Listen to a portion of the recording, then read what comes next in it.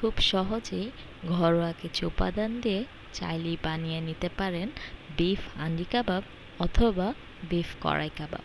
এর জন্য প্রয়োজন গরুর মাংস অথবা আপনারা চাইলে খাসির মাংস ব্যবহার করতে পারেন।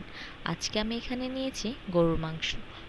গরুর মাংসগুলো ভালোভাবে ধুয়ে এরকম পাতলা পাতলা করে কেটে নিয়েছি এবং পানিটা ভালোভাবে ঝরিয়ে নিতে হবে। এ পর্যায়ে আমি এক টুকরো লেবু নিয়ে নিচ্ছি এবং লেবু থেকে রসটা ভালোভাবে ছাড়িয়ে নিতে হবে। তারপর এখন আমি নিয়ে নিব রসুন বাটা, আদা বাটা, গরম মশলার গুঁড়ো, জিরার গুঁড়ো এবং সাদা গোলমরিচের গুঁড়ো, মরিচের গুঁড়ো, স্বাদ মতো লবণ, ধনিয়ার গুঁড়ো। সবগুলো মশলা মাংসের সাথে ভালোভাবে মেখে নেব।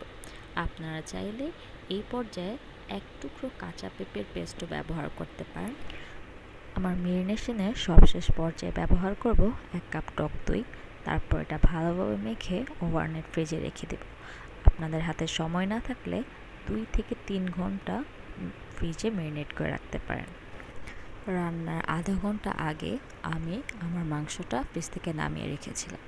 এখন আমি একটা বড় কড়াইয়ে আমার মাংসটা ঢেলে দিয়েছি।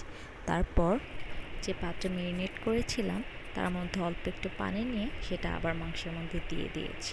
এখানে আমি বেশি পানি ব্যবহার করব না, কারণ মাংস থেকে অনেক বেশি পানি উঠবে। তার জন্য জাস্ট অল্প একটু পানি নিয়ে যাতে মাংসটা ডোবা ডোবা থাকে, এভাবে এইটুকু পরিমাণ পানি নিয়ে আমি আমার পাত্রটা একটা বড় ঢাকনা দিয়ে ঢেকে দেব। এখানে এমনিতে অনেক বেশি পানি উঠবে, যেটা আমার মাংসটা কষানোর কাজে খুব ভালো কাজে দেবে। তারপর একটু পরপর আমাদের এটা ভালোভাবে নেড়ে দিতে হবে, কেননা যাতে নিচে লেগে না যায়। এই পর্যায়ে দেখতে পাচ্ছেন আমার মাংসটা কষানো হয়ে গিয়েছে। মাংসের এক্সট্রা যে পানিটা ছিল সেটা খুবই কমে গিয়েছে। এখন আমি 1 টেবিল চামচ ওয়েস্টার সস, 1 টেবিল চামচ টমেটো সস দিয়ে দিয়েছি। এটা অপশনাল, আপনারা চাইলে নাও দিতে পারেন।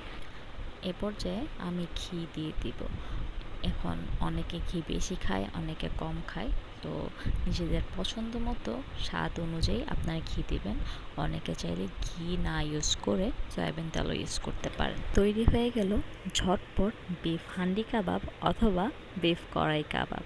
দেখতেই পাচ্ছেন আমার মাংসটা খুব জুসি টেন্ডার হয়েছে, যা খুব সহজেই গলে যাচ্ছে। আপনারা চাইলেই ঘরোয়া উপাদান দিয়ে খুব সহজেই বিফ হান্ডি কাবাব অথবা বিফ কড়াই কাবাব বানিয়ে নিতে পারেন। ধন্যবাদ।